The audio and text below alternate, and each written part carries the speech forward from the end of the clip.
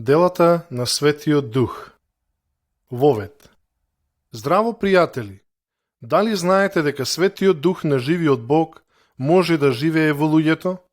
Ќе ви кажам како и кога тоа се случи првпат. Гледајте ги сликите додека ги слушате објаснувањата. Прва слика. Исус заминува на небо. Исус се симна од небо пред многу години. Дојде од Бога за да ни покаже каков е вистинскиот Бог. Исто така, дојде да ни понуди духовен живот. Без Исус, ние сме мртви. Сите ние се одвративме од Бога. Но Исус дојде да не врати при Бога. Зли луѓе го убија Исуса заковувајќи го на дрвен крст. Но 3 дена покасно тој воскресна, односно се врати од мртвите. Многу луѓе, меѓу кои и неговите најблиски следбеници и апостоли, го видоа Исуса по воскресението.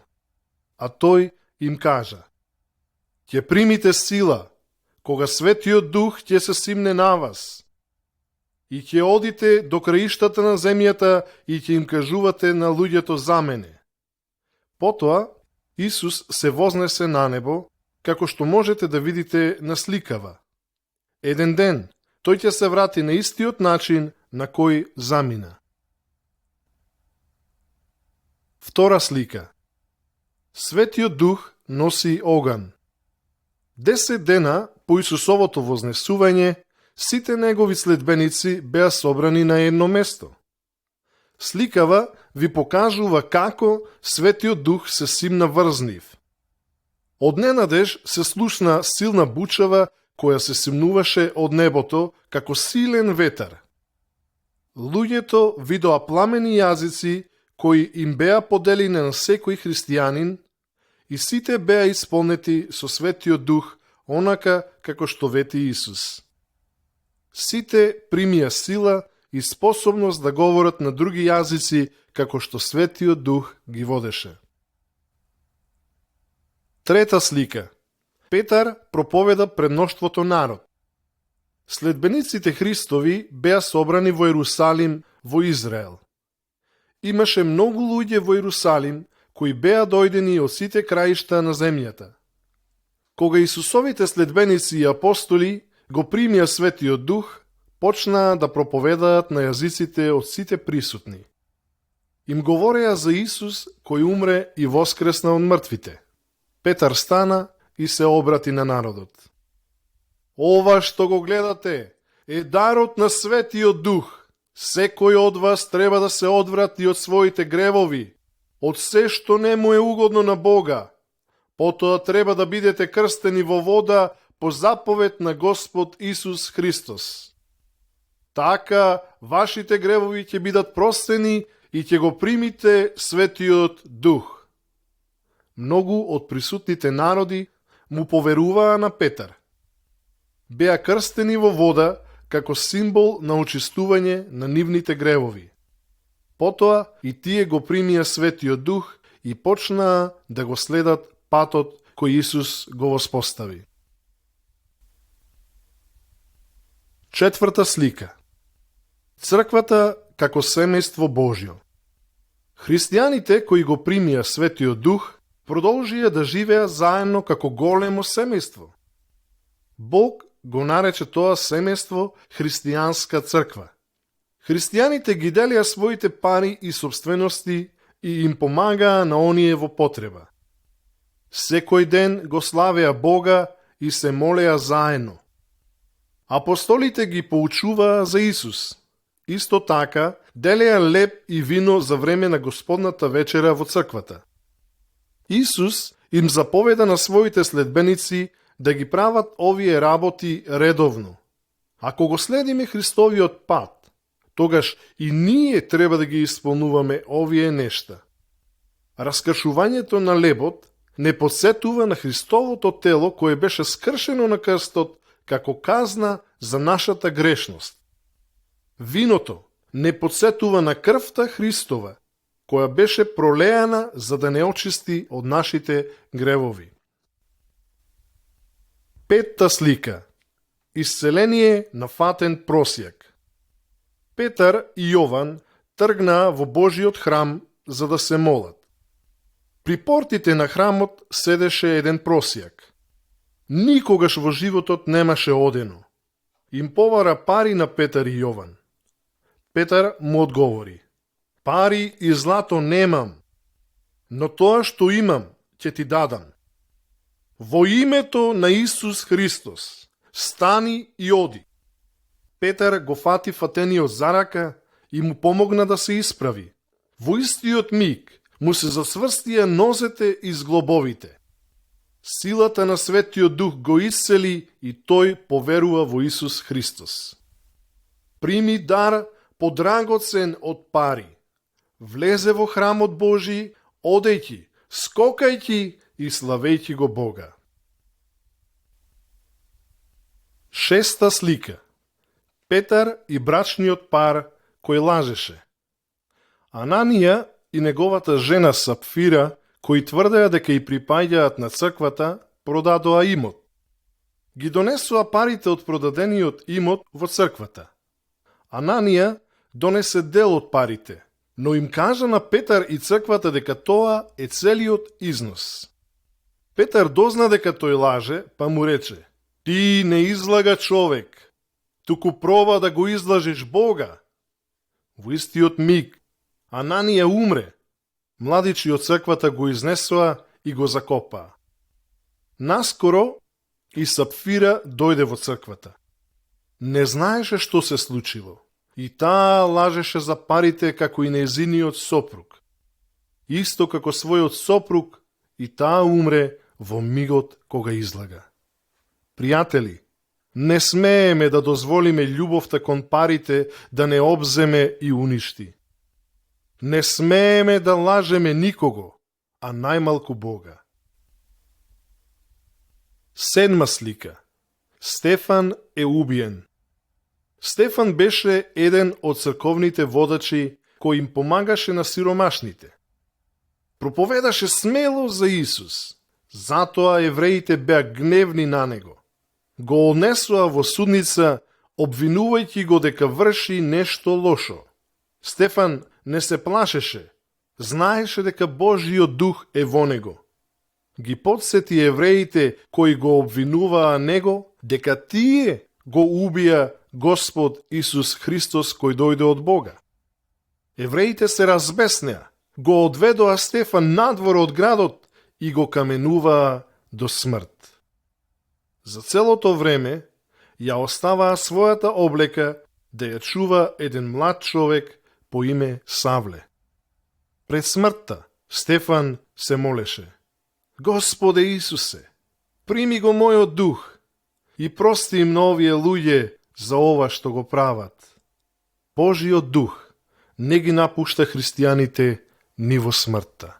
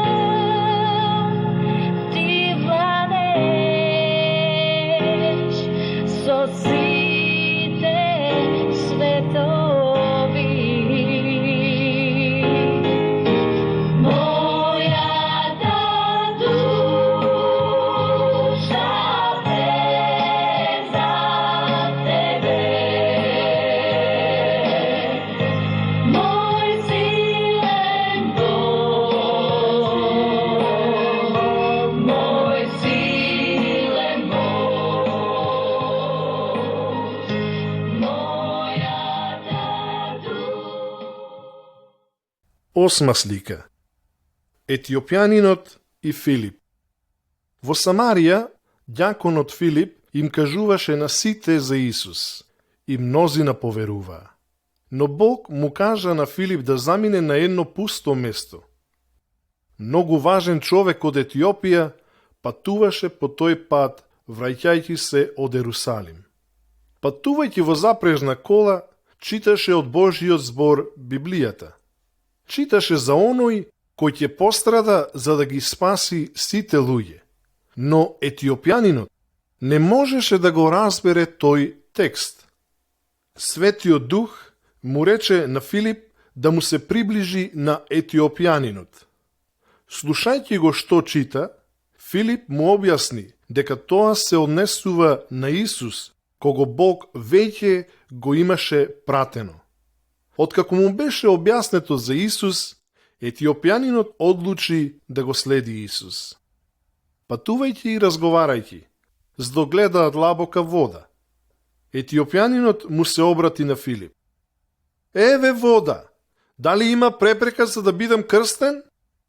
Ѓаконот Филип го крсти во водата етиопјанинот, кој се врати во својата земја исполнет со голема радост.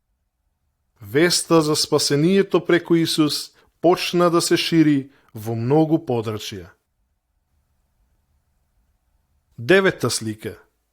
Петар и видението со животните. Петар се качи на покривот на една куќа да се моли. Молејќи се, му беше дадено од Бога видение. Големо платно се симнуваше од небо. Во платното имаше разни животни. Петар беше гладен и слушна глас кој му проговори: Стани, Петре, заколи и јади. Животните кои Петар ги виде беа сметани за нечисти према еврејските закони. Петар одговори: Не, Господе, никогаш не сум јадел нешто нечисто. Гласот повторно му заповеда: Не нарекувај ништо нечисто од она што создал Бог. Истото видение му се појави 3 пати и платното се дигна на небо. 10 слика. Петар и првите римски верници. Завршувајќи ја молитвата, тројца мажи го побараа во куќата кај што престојуваше. Беа испратени од човек по име Корнелие, кој живееше во друг град. Корнелие беше римски капетан кој го почитуваше живиот Бог. Ангел Божи му се објавил за време на неговата молитва. Му кажал да го најде Петар и каде ќе го најде. Евреите ги сметаа римјаните за нечисти, но Бог му покажа на Петар во видението дека не постои нечиста човечка раса.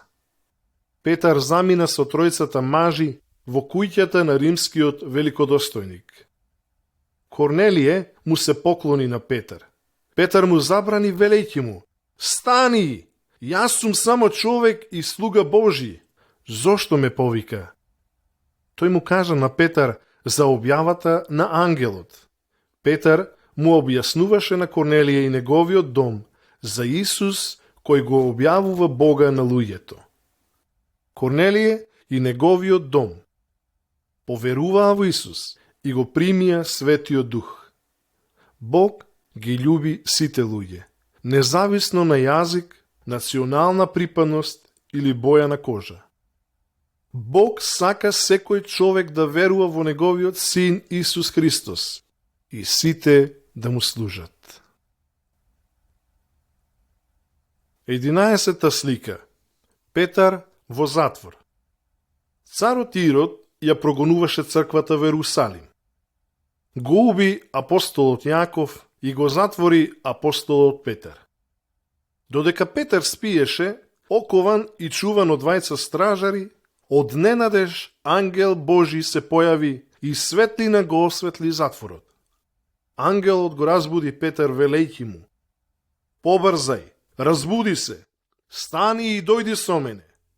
Во истиот миг му паднаа оковите на Петар. Тој го следеше ангелот кој го водеше надвор од затворот. Затворските порти се отворија сами и никој не ги спречи да излезат. Потоа ангелот исчезна.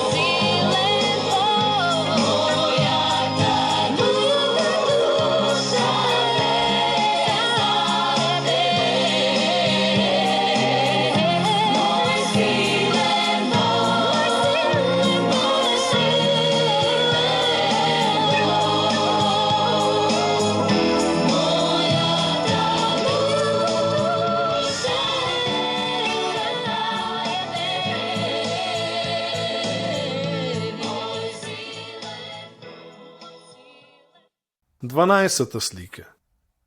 Петар меѓу останатите Христови следбеници. Додека Петар беше во затворот, мнозина од црквата се собираа, молејќи се за Петар. Ослободен, надвор од затворот, Петар тргна право кон куќата каде што беа собрани верните на молитва.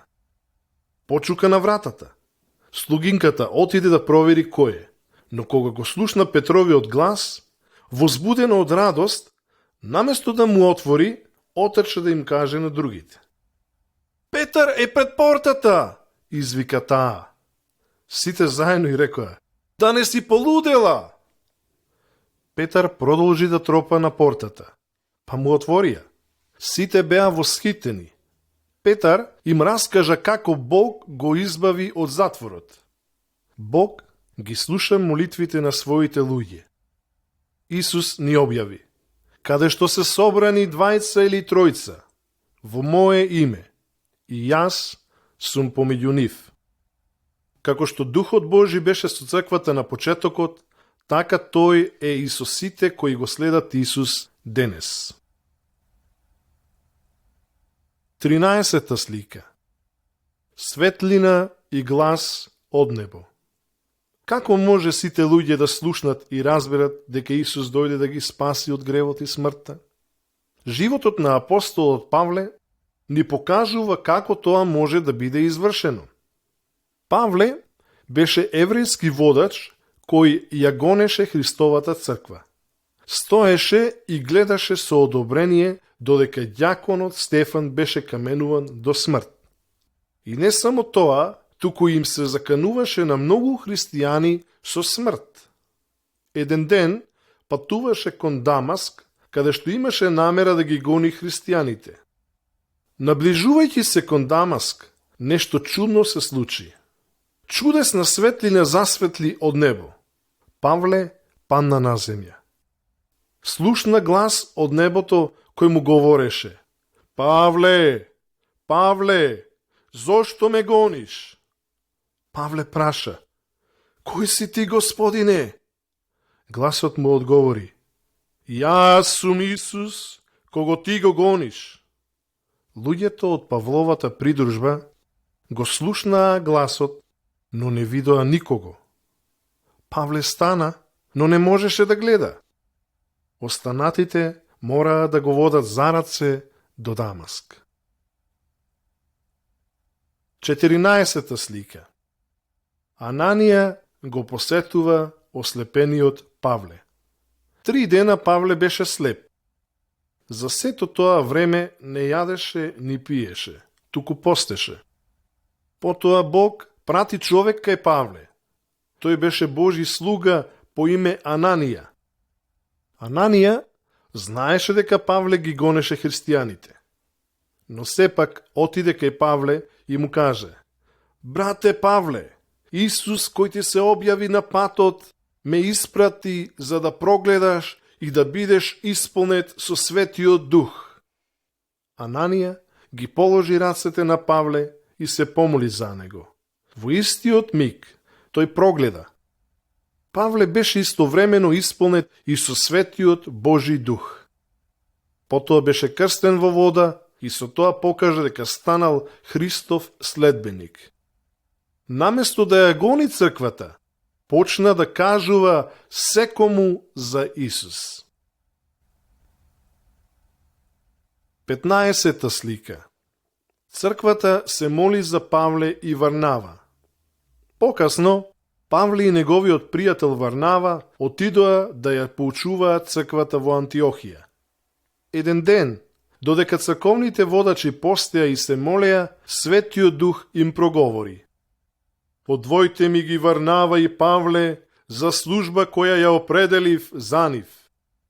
Бог сакаше тие двајцата да одат при народите кои немаат слушнато за Исус.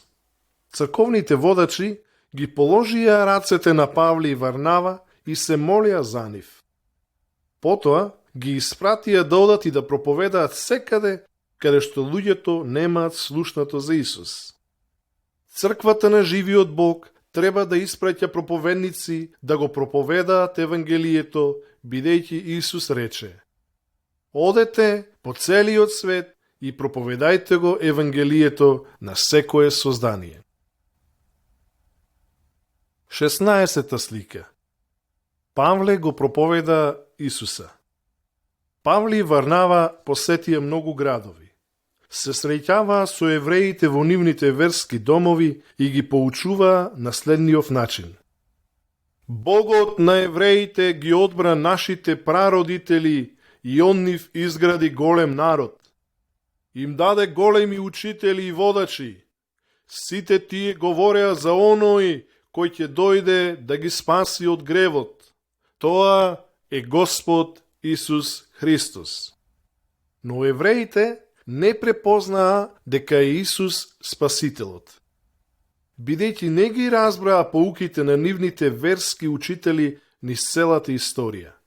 Исус не направи грев, но сепак го убија. Но Бог го подигна од мртвите. Исус воскресна. Тој нема никогаш повеќе да умре.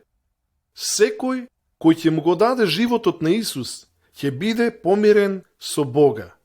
Оние кои се сомневаат или и се подсмеваат на вистината, ќе умрат и ќе заминат во вечни маки. Некои евреи и луѓе од другите народи поверуваа во Исус преку Павловото проповедање.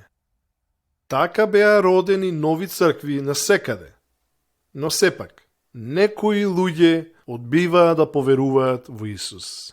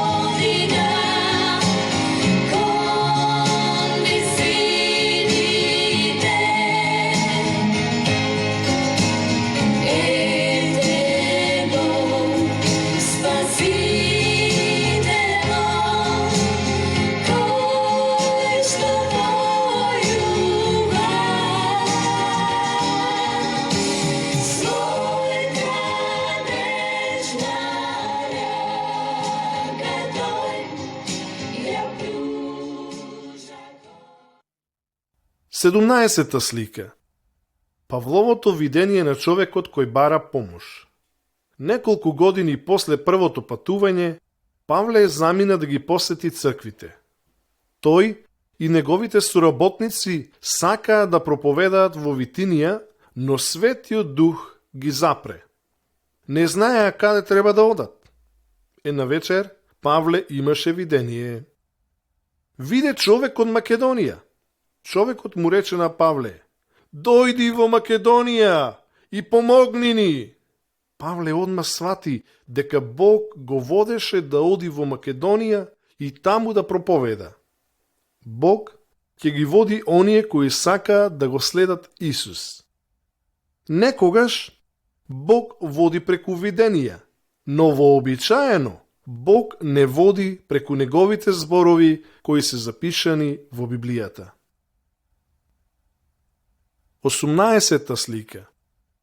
Павле и Сила доживуваат земјотрес во затвор. Павле и Сила отидоа во Македонија. Таму ги поучуваа луѓето за Исус. Некои поверуваа во Исус, а некои избеснаа.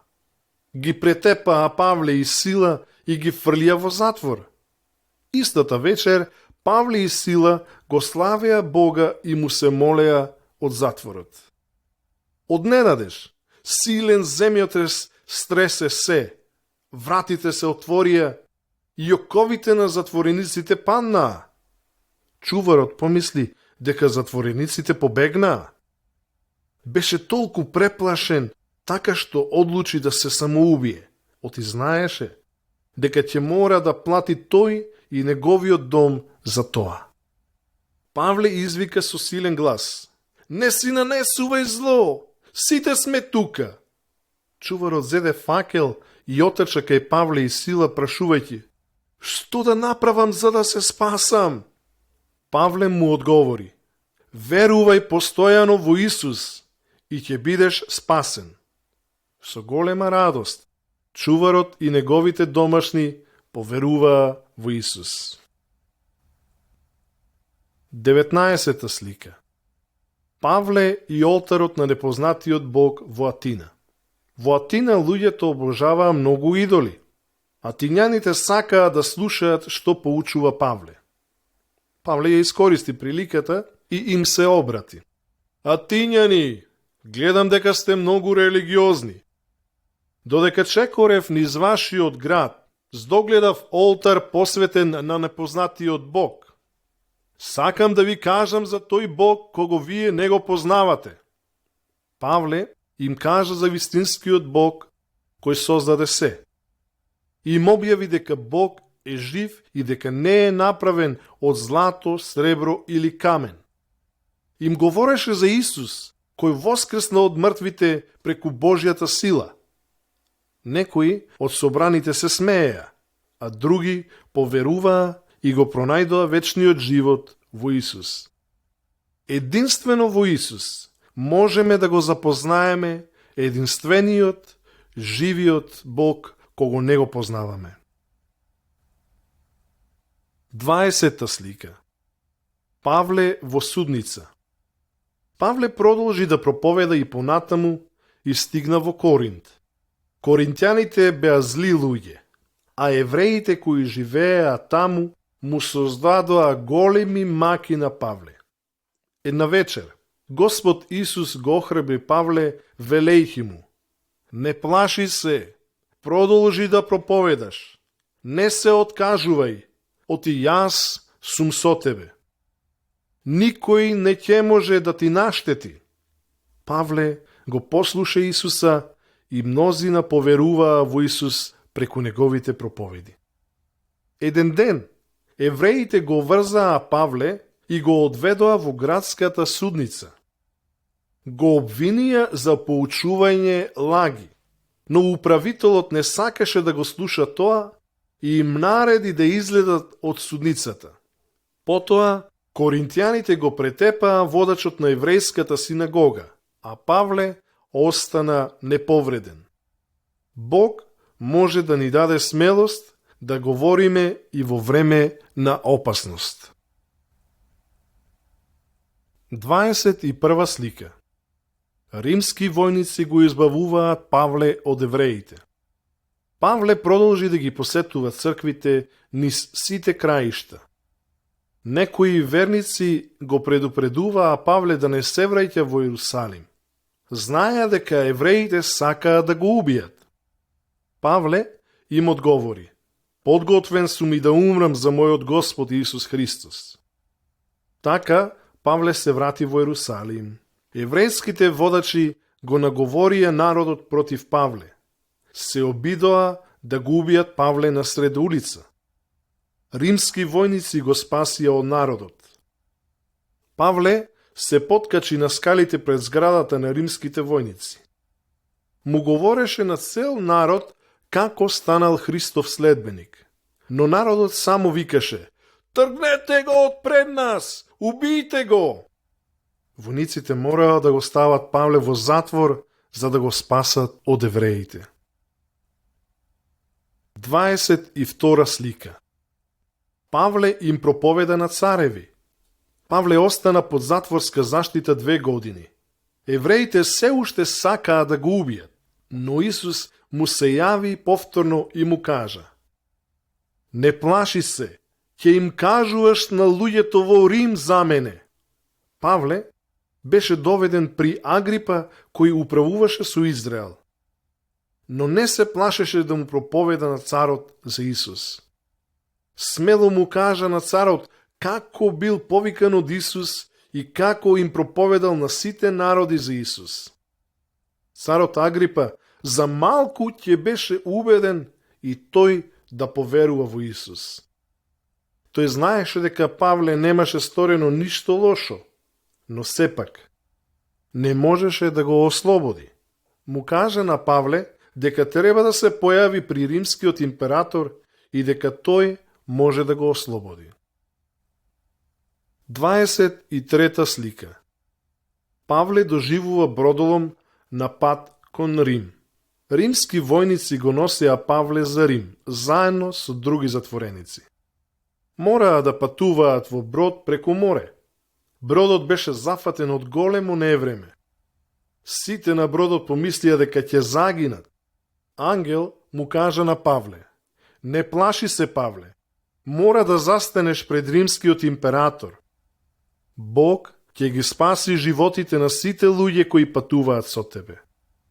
Наскоро бродот дојде до копно. И големите бранови и силниот ветер почнаа да го кршат бродот. Луѓето мораа да скокаат во морето, но сите стигнаа безбедно до копното. Бог имаше цел и план за Павловиот живот. Затоа никакво зло не можеше да се допре до него. 24 слика. Павле како затвореник во Рим. Уште 2 години Павле остана под затворска заштита во Рим. Луѓето доаѓаа кај него, а тој ги поучуваше за Исус. Им пишуваше писма на црквите низ целиот тогашен свет. Тие писма се дел од Библијата. Павловите писма, во кои поучува за Исус, се наменети и за наша поука денес. Павле страдаше многу за да ја подели Божјата спасителна понуда со сите. Често беше тепан, каменуван, гладен, без покрив над глава. Беше убиен во Рим. Но по смртта Бог му даде голема награда на небо. Павловите зборови се вистинити. Убеден сум дека ни животот, ни смртта, ниту било кое друго создание може да не одвои од љубовта Божја која е искажана во Исус, нашиот Господ. Пријатели, со силата на Светиот Дух, да ја прошириме оваа порака насекаде. Сите луѓе нека дознаат дека Исус дава вечен живот во присуството Божјо.